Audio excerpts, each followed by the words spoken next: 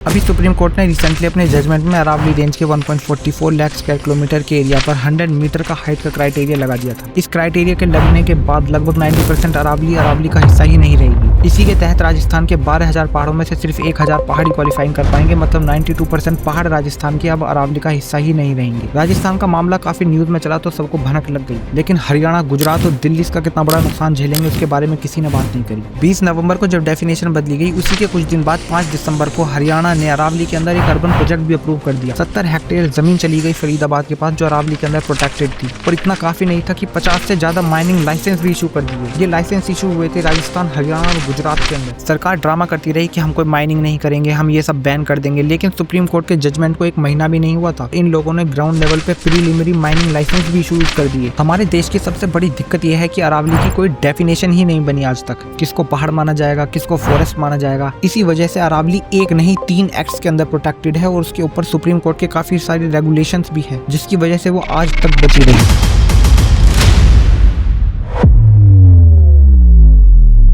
Supreme court ने ये criteria लगाकर वही काम कर दिया जो अंग्रेजों ने इंडियन फॉरेस्ट एक्ट 1927 को लाकर करा था। और ये वही दौर था जब अरावली को सबसे ज्यादा नुकसान पहुंचा था और डेजर्टिफिकेशन बहुत तेजी से बढ़ा था, जो आज तक भी रिकवर नहीं हो पाया। आज कुछ महान टीवी एंकर्स ये कह रहे हैं कि अगर अरावली का कवर नहीं होगा तो दिल्ली का पोल्यूशन कम हो जाएगा, लेकिन सही बात तो यह है अगर अरावली का कवर हटा तो दिल्ली एक डस्ट बालू बन जाएगी, राजस्थान के अंदर पानी की बहुत कमी होगी और गुजरात के अंदर डेजर्टिफिकेशन बहुत तेजी से फैलेगा, और जिसकी पहले से ही 50% से ज्यादा जमीन डेजर्टिफिकेशन के अंडर में है और इंडिया की 30% से ज्यादा जमीन डेजर्टिफिकेशन के अंडर में है। ऑल ओवर इंडिया की बात कर रहा हूँ मैं। और गुजरात और राजस्थान तो इस चीज का कोर रीजन है प्रॉब्लम का, जहाँ पे पहले से ही डेजर्टिफिकेशन को रोकने के लिए एक इम्पॉसिबल टास्क बनता जा रहा है। आज तक भी हमारे पास प्रॉपर अरावली की डेफिनेशन नहीं है। हम उसी पे काम कर रहे हैं जो अंग्रेज लगभग 100 साल पहले कानून बना के चले गए। या तो अंग्रेज ज्यादा समझदार थे या हमारी सरकार ही इतनी इनकॉम्पिटेंट हो चुकी है। मामला इतना गंभीर है कि अरावली के जिन डिस्ट्रिक्ट्स के अंदर माइनिंग हो रही है, बैन होने के बाद भी उन डिस्ट्रिक्ट्स में ग्राउंड वाटर लेवल 10 से 15 मीटर तक नीचे गिरा है। जैसे कि उदयपुर और रजतमंड जहाँ पे माइनिंग होती है वहाँ पे 10 मीटर से ज्यादा ग्राउंड वाटर लेवल नीचे गया है। और जयपुर जो कि दूर पड़ता है इलीगल माइनिंग से, वहाँ पे सिर्फ 4 से 6 मीटर के बीच में ग्राउंड वाटर लेवल नीचे गया। अरावली के काफी फायदे हैं जो दिखाई नहीं देते, जैसे कि क्लाइमेट रेगुलेशन, थार डेजर्ट से आने वाली गर्म हवाओं को रोकना, ग्राउंड वाटर रिचार्ज,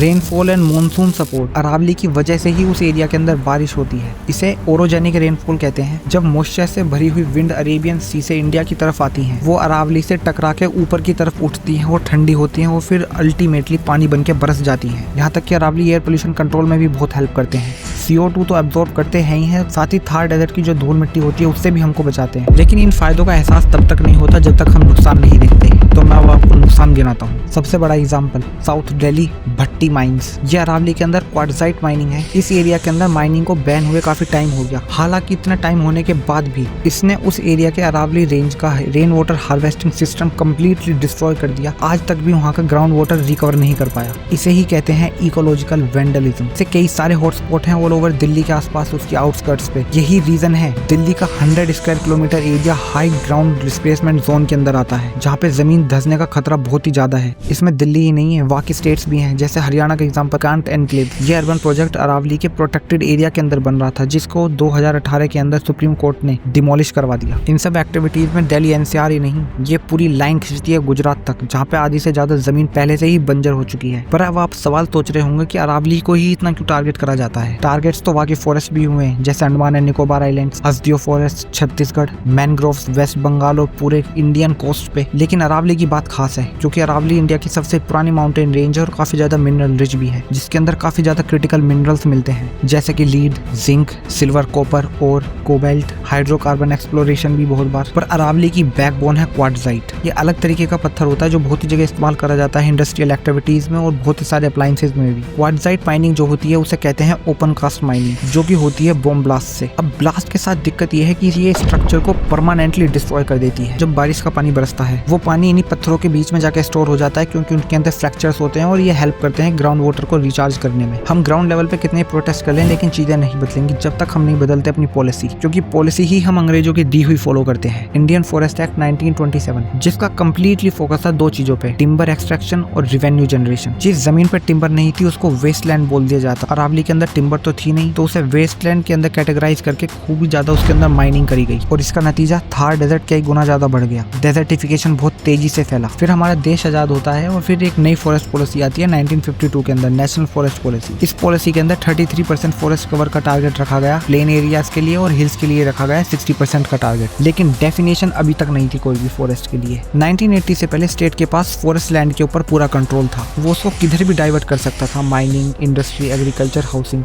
लेकिन 1980 में फॉरेस्ट कंजर्वेशन एक्ट आया और जिसने सेंटर की परमिशन लेना बहुत ही ज्यादा मैंडेटोरी कर दिया, यानी कि सेंटर की परमिशन के बगैर कोई भी forest land non forest purpose के लिए डाइवर्ट नहीं करी जा सकती। फिर 1988 के अंदर आती है नेशनल फॉरेस्ट पॉलिसी, जिसने एनवायरमेंटल स्टेबिलिटी को और बढ़ा दिया, लेकिन ज्यादा कुछ नहीं था। पर रॉक सॉलिड फैसला आता है 1996 के अंदर, गोदवर्मन जजमेंट, जिसके अंदर सुप्रीम कोर्ट ने फॉरेस्ट की डेफिनेशन कर दी डिक्शनरी डेफिनेशन। मतलब जो डिक्शनरी की डेफिनेशन है फॉरेस्ट की, वही फॉरेस्ट की डेफिनेशन मानी जाएगी रिकॉर्ड्स के अंदर। Large area with trees is equal to forest. अब ये सारे एक्ट्स और रेगुलेशन मिलके ये सब अरावली को बचाने का काम करते हैं। डेफिनेशन बदलने की जरूरत पड़ी क्योंकि इलीगल माइनिंग बंद नहीं हो पा रही थी, उसको बैन करने के बाद भी उसे नहीं रोक पा रहे थे। तो इसलिए सरकार प्रपोज करती है उसे बंद करने से अच्छा उसे रेगुलेट कर दो, और इस चीज के ऊपर सरकार एक कमेटी बिठाती है और कमेटी डिसाइड करती है 100 मीटर हाइट का फॉर्मूला। ये रिपोर्ट दे दी जाती है सुप्रीम कोर्ट को और सुप्रीम कोर्ट इसे एक्सेप्ट कर लेता है। लेकिन सरकार कितना बड़ा बेवकूफ समझती है जनता को, वो मैं बताता हूँ। पूरी दुनिया भर में पहाड़ों की हाइट नापी जाती है सी लेवल से,